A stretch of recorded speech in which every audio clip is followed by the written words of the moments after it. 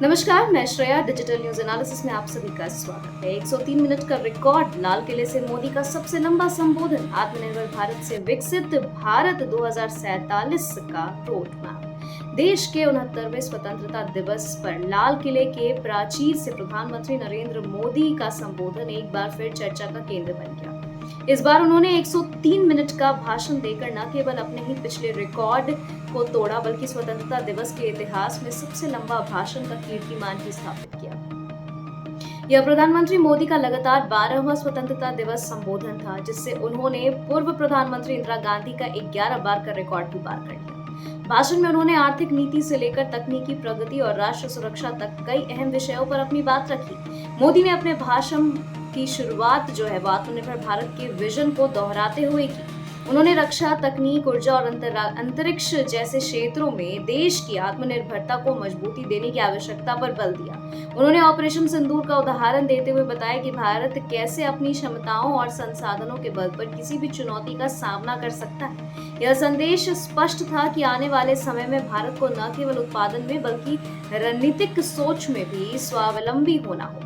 America द्वारा कपड़ा, जूते, रत्न और आभूषण जैसे भारतीय निर्यात उत्पादों पर 50% तक टैरिफ बढ़ाने के ताजा फैसले का जिक्र करते हुए प्रधानमंत्री ने किसानों, मछुआरों और पशुपालकों को भरोसा दिलाया कि सरकार उनके हितों की रक्षा के लिए ठोस कदम उठाएगी। उन्होंने यह भी घोषणा की कि अक्टूबर से जीएसटी में कटौती की जाएगी, जिससे घरेलू मांग को बढ़ावा मिलेगा और व्यापारिक माहौल सुधरेगा।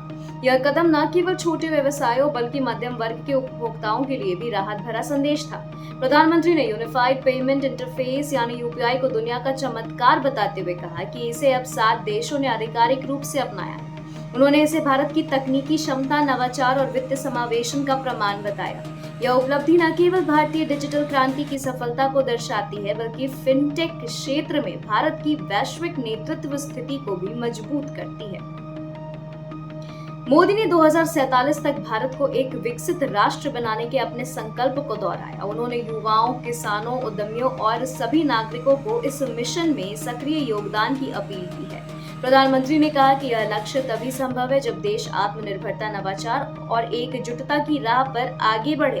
उन्होंने आने वाले वर्षों में बुनियादी ढांचा, शिक्षा, स्वास्थ्य और रक्षा क्षेत्र में बड़े निवेश का संकेत दिया है। प्रधानमंत्री का यह भाषण महज लंबाई के कारण ऐतिहासिक नहीं बना, बल्कि इसमें मौजूद ठोस घोषणाओं और स्पष्ट रोड मैप के कारण भी महत्वपूर्ण था।